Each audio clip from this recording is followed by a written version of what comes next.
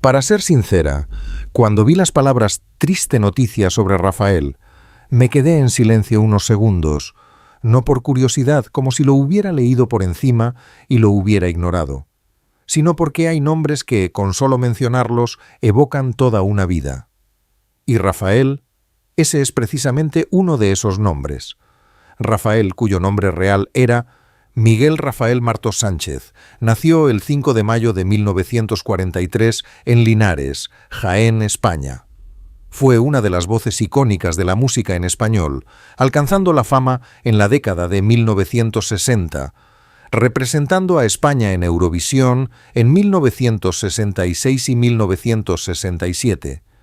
Y después de más de 6 décadas sobre los escenarios, sigue ocupando un lugar muy especial en el corazón de su público. Lo más difícil de aceptar, a veces no es un escándalo ni necesariamente un revuelo impactante, sino el momento en que de repente nos damos cuenta de que alguien que creíamos que siempre estaría ahí, siempre cantando, siempre fuerte, también puede debilitarse, también puede dejar de existir.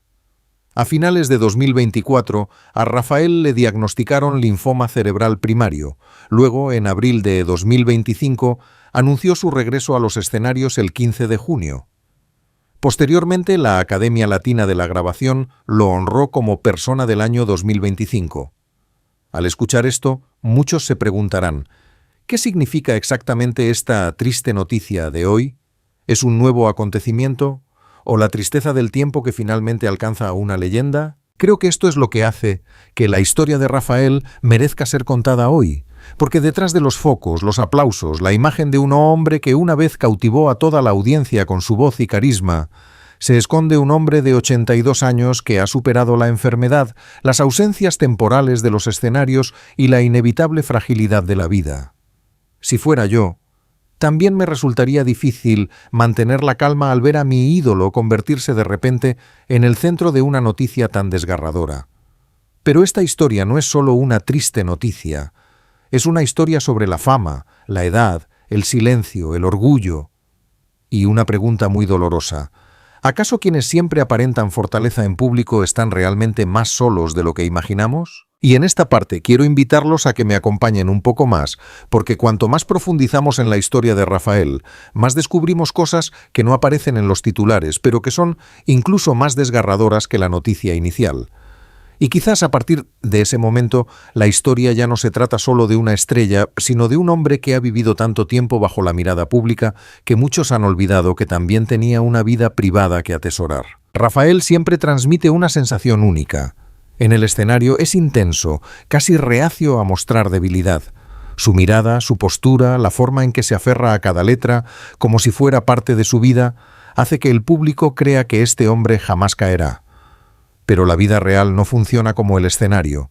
Después de las actuaciones, después de los trajes impecablemente confeccionados, después de los prolongados aplausos, sigue siendo un hombre que debe regresar al silencio, a su familia, a su edad, a cosas que no siempre se pueden expresar. Quizás lo que ha mantenido a muchas personas conectadas con Rafael durante décadas no sea solo su voz, sino la sensación de que pertenece a una época donde los artistas vivían su arte con gran autenticidad, sin prisas, sin ostentación excesiva.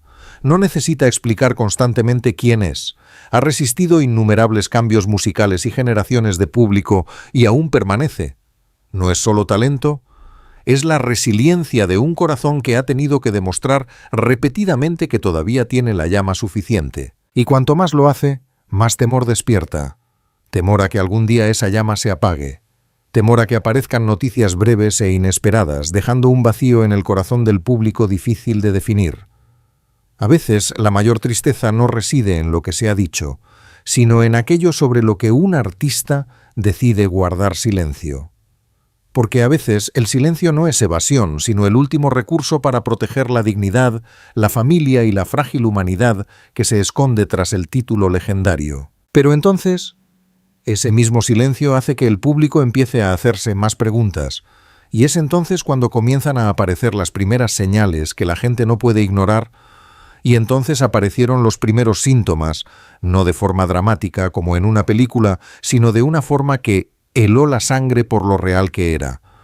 el 17 de diciembre de 2024, mientras grababa un programa especial de La Revuelta en Madrid, Rafael se sintió repentinamente indispuesto. Aún así logró llegar a la ambulancia por sus propios medios, pero existía preocupación por un posible problema neurológico, e inicialmente muchas fuentes incluso mencionaron la posibilidad de un derrame cerebral. Ese detalle bastó para que muchos espectadores mayores se detuvieran a reflexionar, porque todos comprenden que la vida puede cambiar de rumbo en cuestión de minutos. Lo más desgarrador es que, posteriormente, el propio Rafael relató la sensación de aquel día de forma muy breve, pero dolorosa. Dijo, en esencia, que quería decir una cosa, pero al pronunciarla resultó ser otra, como si hubiera perdido el control de sus propias palabras. Al escuchar eso, creo que mucha gente sintió no solo compasión por un cantante famoso, sino también por una persona que se enfrentaba por primera vez a la realidad de que su cuerpo había dejado de obedecerle repentinamente. Para alguien que vive de su voz, de su presencia, de las palabras adecuadas que pronuncia, esa sensación debió ser mucho más aterradora que la aparente calma que el público veía. Los días que siguieron fueron una larga espera.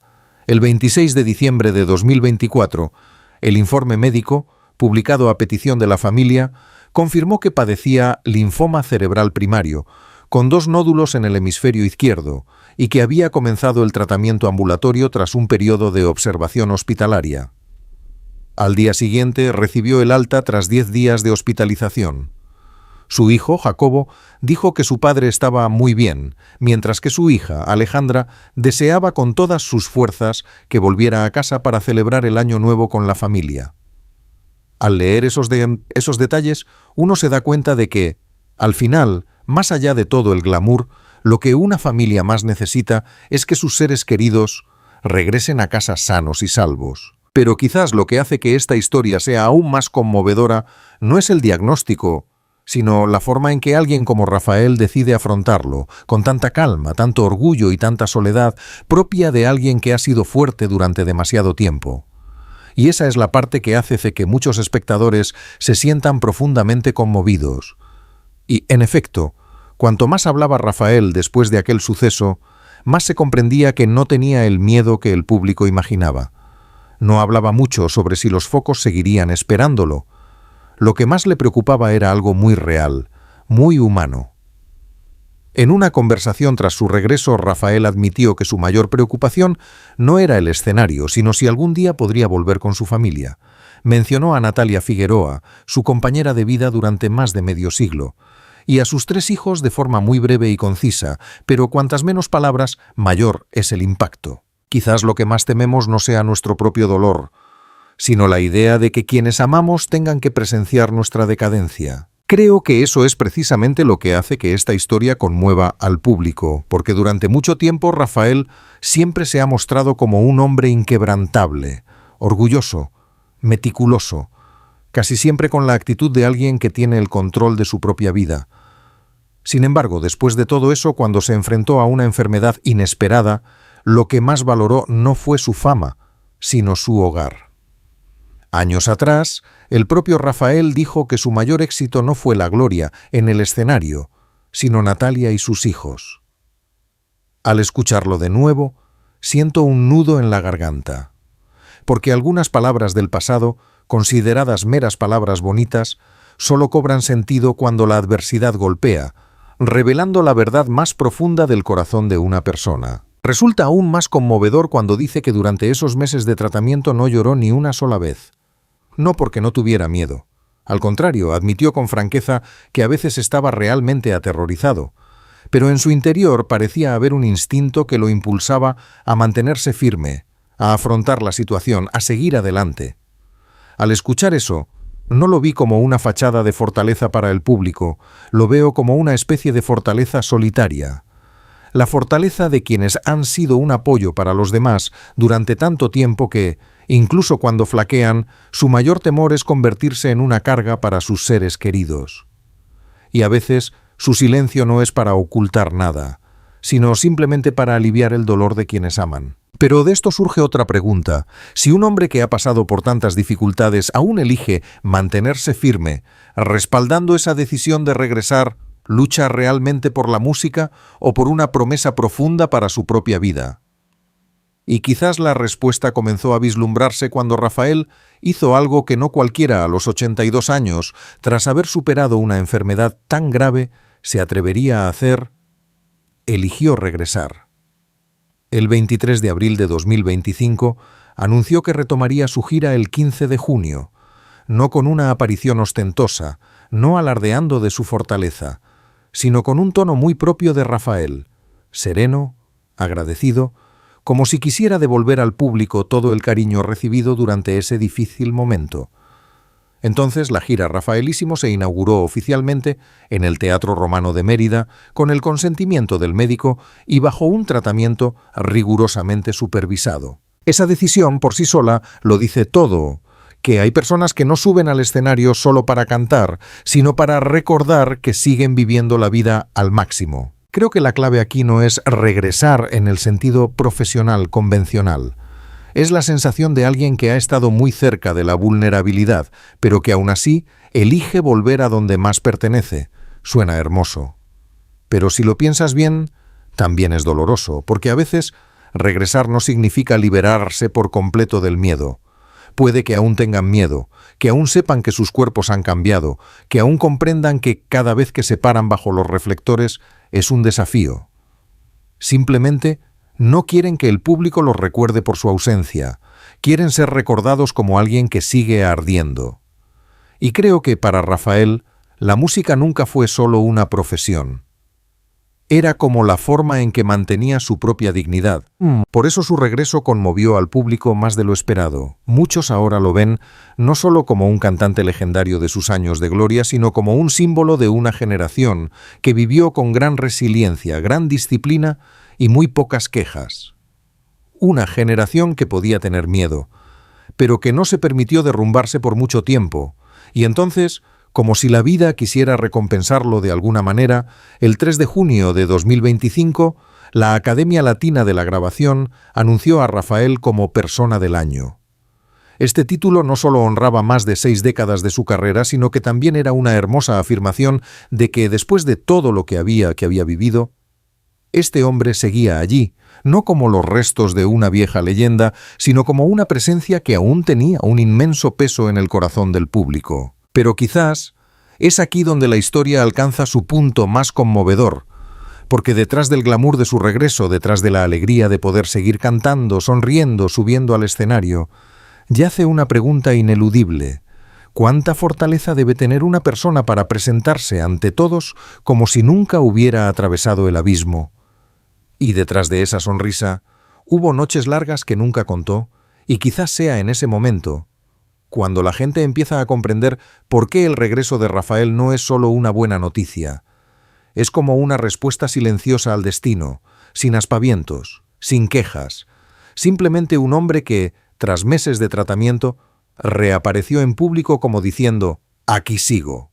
En conversaciones posteriores al incidente, Rafael dejó muy claro que echaba tanto de menos los escenarios que sentía su ausencia en su día a día, y que no pensaba en abandonarlos. Incluso dijo que continuaba porque no quería que su público sufriera. Al oír eso, se me encogió el corazón, porque resulta que, a su edad, tras tantos años en la cima, lo que le preocupa no es mantener su fama, sino evitar que quienes lo quieren sufran otra pena. Creo que es un sentimiento muy raro, y también muy solitario, porque algunas personas famosas viven tanto tiempo bajo los focos que aprenden a sonreír incluso cuando tienen el corazón destrozado.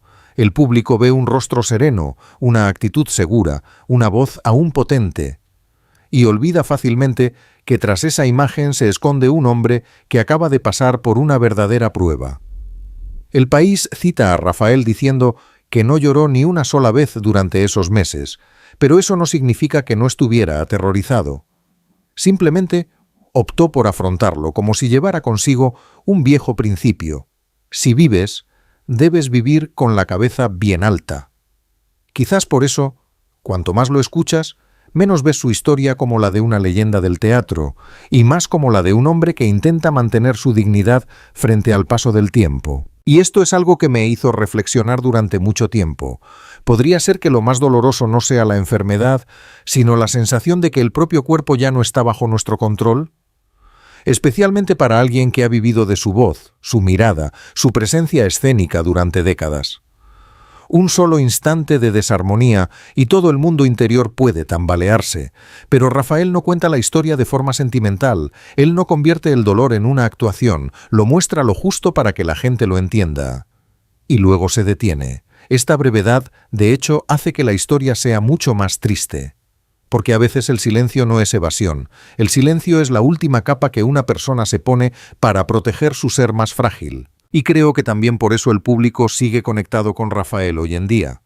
No solo por sus viejas canciones, no solo por los recuerdos, sino porque reconocen en él una cualidad cada vez más rara, una resiliencia sin pretensiones. Una persona que puede tener miedo, que puede estar cansada, que puede cruzar el abismo, pero que no usa el dolor para implorar compasión. ¿Cuántas veces vemos un rostro muy sereno en la televisión y olvidamos que también tienen noches muy largas? Y quizás lo que más compasión despierta en el público por Rafael ahora mismo no es que esté debilitado, sino que siga intentando ser fuerte de la manera más hermosa posible. Pero luego, detrás de esa fortaleza, hay otra capa de emoción que se vuelve más dolorosa cuanto más se profundiza. La soledad muy personal de aquellos que han vivido toda su vida entre aplausos solo para un día preguntarse, cuando se apaguen las luces, quién estará realmente allí para sentarse a su lado. Y quizás ahí reside la tristeza, de una forma muy sutil, no solo por la enfermedad, no solo por la edad, sino porque, en algún momento, alguien acostumbrado a vivir bajo la mirada de miles de personas aún tiene que enfrentarse a su propia pregunta personal.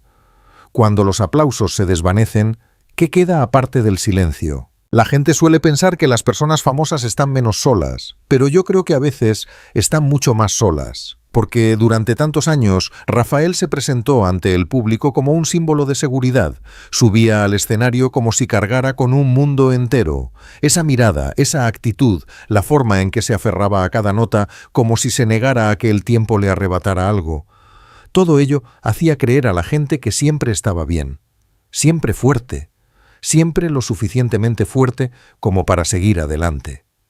Pero podría ser que esa misma imagen de fortaleza se convirtiera en una prenda demasiado ajustada, una prenda hermosa, pero usada durante demasiado tiempo, hasta que, cansado, uno no se atreve a quitársela. Creo que muchos espectadores comprenderán ese sentimiento, sobre todo aquellos que han superado una edad en la que la tristeza ya no es ruidosa ni estruendosa, ya no lloran a gritos, ni golpean con rabia las mesas o las puertas.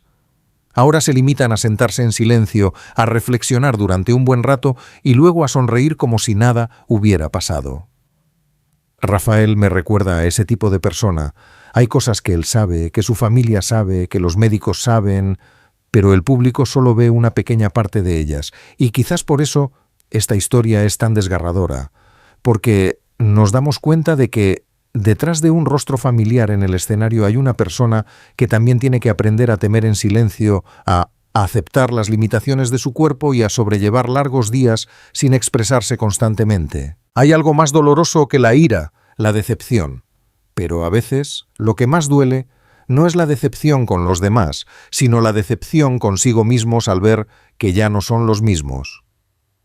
Me pregunto si, durante esos meses alejado de los focos, Rafael se miró alguna vez al espejo y se detuvo unos segundos.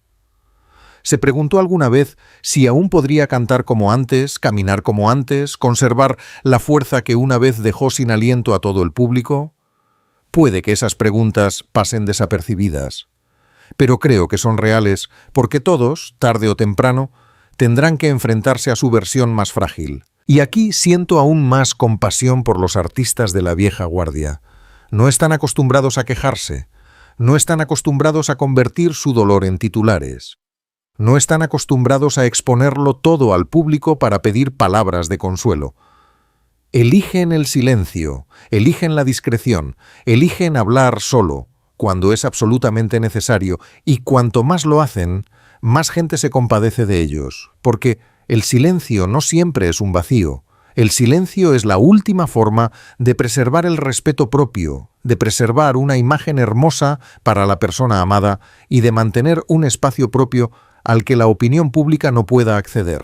¿Cuántas veces vemos un rostro sereno en la televisión y luego olvidamos que también tienen noches muy largas? ¿Cuántas veces leemos una breve noticia, la hojeamos rápidamente y luego olvidamos que detrás hay una familia conteniendo la respiración, una persona que intenta que su debilidad no preocupe a los demás? A veces, lo que más duele no es la sensación de perder fuerza gradualmente, sino la de ya no ser tan libre como antes. Ya no poder vivir en armonía con el propio cuerpo, ya no tener la certeza de que mañana uno volverá a levantarse como siempre. Y cuanto más lo pienso, más me doy cuenta de que la historia de Rafael no debería verse solo como una triste noticia para comentar.